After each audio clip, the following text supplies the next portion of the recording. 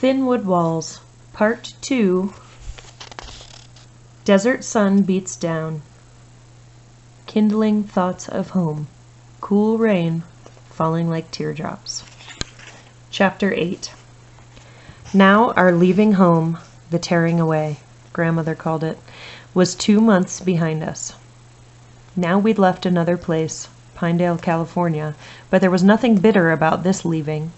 Pinedale Assembly Center was a place of burning wind and jagged barbed wire and 3-inch thick dust that rose in clouds and seeped in everywhere and clung to everything.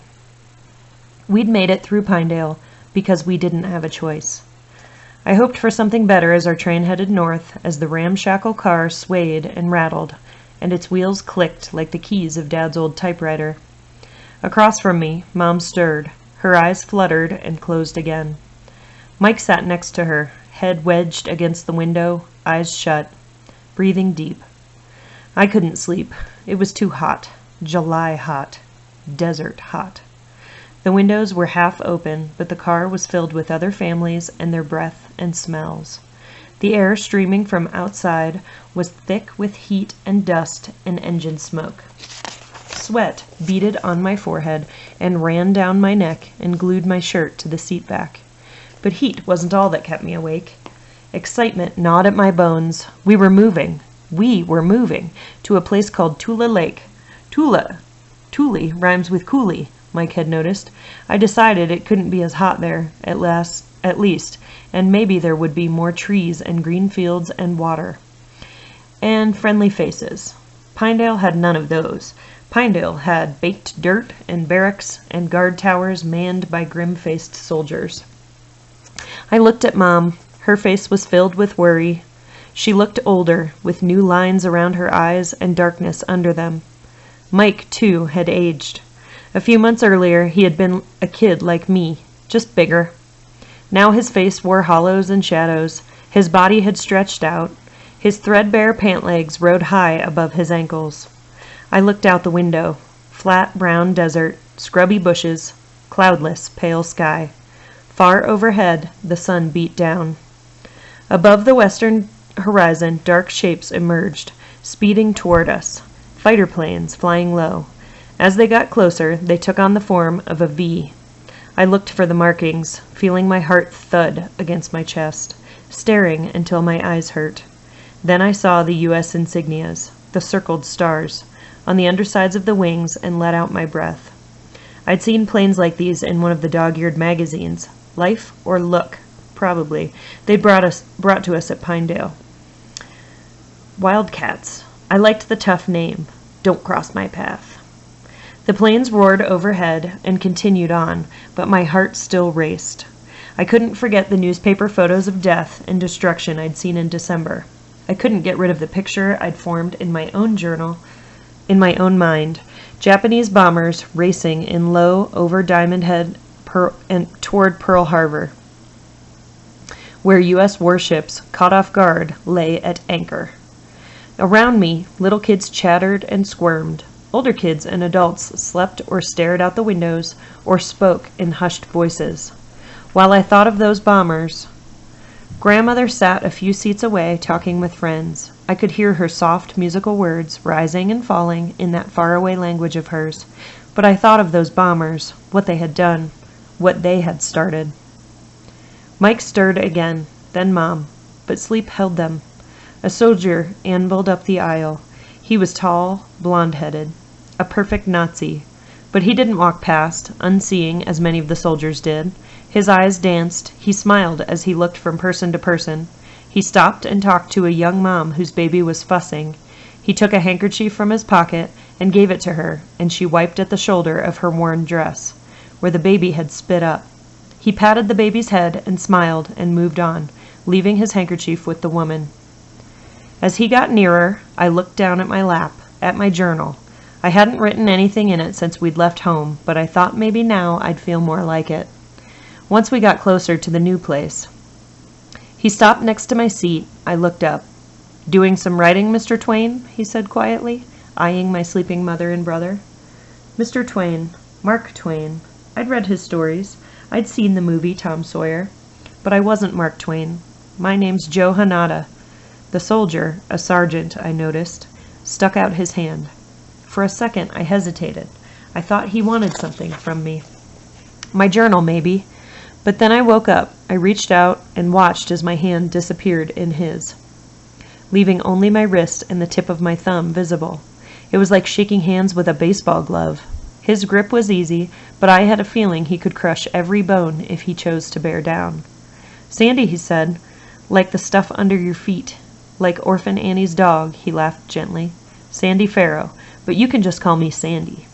"Not Sergeant? Not Sir?" He held on to my hand as people around us looked. "Nice to meet you," I said, and he let go. I waited for him to move on. I wasn't used to talking to soldiers. What would the people around me think? "I'm not a writer," he said, "but I'd like to be. Before the war, I was a teacher. Kids your age, when I wasn't surfing." Surfing. I'd seen pictures somewhere. Men riding flat, bullet-shaped boards on giant waves. "Great American novel," he said, sitting down next to me, glancing at my writing. I smelled Old Spice. Dad's smell. I felt eyes on us. "Just a journal." "Good idea," he said. "You'll want to remember this." "It was my dad's idea." "He's not here?" I studied his face. His eyes were alive with warmth. Mr. Spooner's eyes, only younger. I imagined this soldier, Sandy, in 20 years, graying, but still straight-backed. "Fort Missoula, in Montana." He nodded. "Oh, sorry." "Maybe he'll join us at Tule Lake," I said. He nodded again, then took another look at my journal. He faked a serious, FBI kind of expression. "So, you've got spy stuff in there?" I smiled. I remembered sitting at our kitchen table playing spy. I remembered listening to the radio with Ray day after day, decoding messages, tapping out our own on our telegraphs. "Secret code," I said, "for Captain Midnight." He grinned. "Ovaltine," he said, "my wife's favorite. She grew up on it." "You have a wife?" "Hallie. Beautiful as you can imagine, inside and out. Teaches school in San Diego." Hallie. I like her name. Beautiful, isn't it? Just like her. It's Greek. It means thinking of the sea. "She should try my mom's hot chocolate," I said. "My friend Ray says it's the best." Mom moved in her sleep, and Sandy lowered his voice. "I wish she could," he said, peering out at the brown land slipping by.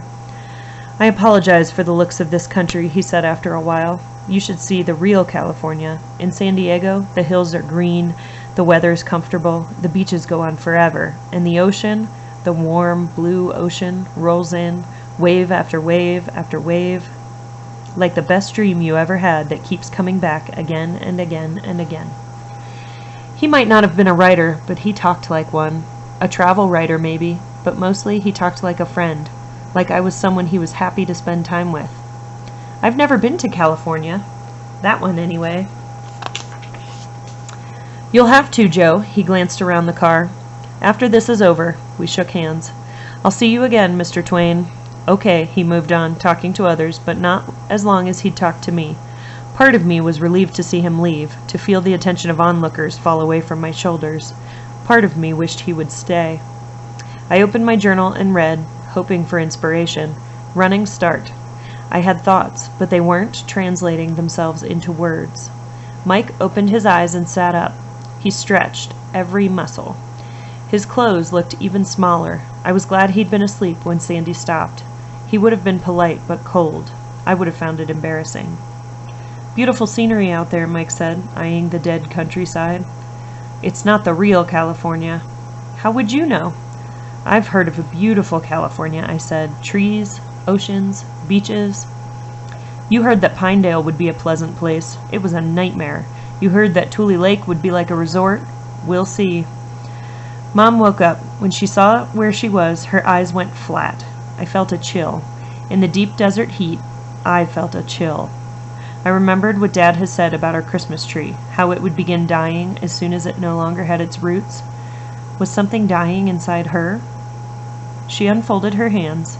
In them was a rumpled letter from Dad, zebra-striped by censors. We still didn't know when we would see him. She wrote to him often, but his letters to us were rare and lifeless. He knew the government would analyze each word, and anything spirited or suspicious would be inked over or sliced away. She patted Mike on his knee, me on mine, and stood. Her eyes looked more alive. "I'm going to walk about," she said, "to visit friends." She had friends, which was good, some from our old home. Some she had met at Pinedale who were making the trip to Tule Lake, fellow pilgrims. When I was boarding this train, I'd seen kids I knew from the White River Valley. From a distance, I'd seen a girl who looked like May, but I couldn't be sure, and I didn't have time to investigate. I hadn't seen May during our time at Pinedale. The two friends I'd made there, the Miyake brothers, weren't being assigned to Tule Lake. I sensed someone standing next to me. I sensed a uniform and Old Spice. I looked up. Sandy was back. "Hungry?" he asked me. Mike was concentrating on the landscape. "I'm Sandy Farrow," he said, loud enough that Mike couldn't ignore him. He stepped between the seats and held out his hand to Mike, who finally looked up. They shook. Mike's hand, bigger than mine, disappeared in Sandy's cave of flesh. "Hungry?" Sandy repeated. He held out 2 Hershey bars, and I took one. "Thanks," I said. Mike shook his head. "I don't eat Hershey bars." Then he remembered his manners. Or maybe he thought Mom was lurking nearby. "Thanks anyway." "You're welcome, big brother." "Mike." "You're welcome, Mike." He offered me the other bar. "For later, Joe?" I took it. There was no such thing as too many Hershey bars. "Thanks." "Sure." He continued down the aisle. "You young citizens take it easy." Young citizens. I hadn't heard that expression since my last day at school. I got a lump in my throat. Too big to think about eating. I set the Hershey bar on the seat. "Why'd you lie to Sandy?" I asked Mike. "Sandy, is it? He looked like the police to me." "He's okay." We don't need to take candy from guys like that, like poor immigrants. We are citizens. With one swipe, he scooped up the Hershey bars and cocked his arm. His hand flashed toward the open window, and suddenly they were airborne, soaring out over the desert. I imagined them instantly turning to goo in the scorching sun. "Why'd you do that?" I said. "They were just candy bars, and they were mine." "We'll get our own candy," he said. "Vermin," I said. I kept my eyes ahead, thinking of the taste of that chocolate. I opened my journal. Now I had something to write. Thoughts, feelings. I waited for words. They came slowly, as I tried to find the right ones to mourn my lost candy, to sum up 2 months of feeling like an outcast, of living like an exile. I tried to figure out what to say about Sandy, the guard who seemed like a friend. Why did it feel that way? I thought of Ray and his family, and Mr. and Mrs. Spooner, and Mrs. Linden. Because Sandy was a friend, I decided. Or he could be. I looked up. Mike was staring out the window again. "Sandy isn't the enemy," I said. "Sorry, Joe," Mike said. "You should be the big brother." He smiled, but kept his eyes on the landscape. I looked, too, almost hypnotized by the barely changing colors. Brown, then deeper brown, then lighter. At the horizon, sky and earth looked the same. Dirty tan, lifeless. I wrote for a while, then closed my eyes, out of words. Pinedale had made me soft. I was good for a few lines, then I felt lazy and empty, and I had to rest and do the thing I'd learned to do best. Nothing. Breathe in, breathe out, nothing. A shadow fell over us. Sandy was back. "Mind if I sit?" "No." But Mike was another story. I looked at him, waiting to be embarrassed. "Mike?" Sandy said. Mike tore his gaze away from the landscape. "Sure," he said. Sandy sat next to him, not giving him much room. Mike inched closer to the window. "I have a rule against giving advice when none's been asked for," Sandy said to Mike. "But I'm going to break my rule, because I don't think you'll ever ask." I half expected Mike to get up and leave, but he sat. He tugged at his pant legs. "You deserve to be angry," Sandy said. "Joe does. All your family. But you've got a tough path to walk. That anger is going to weigh you down, wear you down, keep you from seeing the possibilities, the difference between friend and foe." He stopped, but Mike didn't say anything. "You understand what I'm saying?" "I understand," Mike said. "But if you were in my shoes, I'd be just as angry, but I'd hope someone would talk to me, make my path gentler." He looked at Mike's battered, dusty shoes, then his own boots, shiny, nearly new, as big as platters. "And I think my feet would hurt," he said. He smiled, and Mike gave him a half grin, more than I expected. Sandy looked at me. "Joe?" I nodded. "Good, but I'll be hanging around just to make sure." "At Tule Lake?" Mike said. "For a while." I watched Mike's face. The half grin came back as Sandy stood. "Still don't like Hershey bars?" he said to Mike. He took 2 more from a paper sack. Mike shook his head. "For you, then, Mr. Twain." Sandy handed them to me. "Maybe you'll get to eat these." He winked at Mike, whose face reddened. Then he walked away. When Grandmother returned, I told her about Sandy and what had happened. I told her she could call me Mark Twain.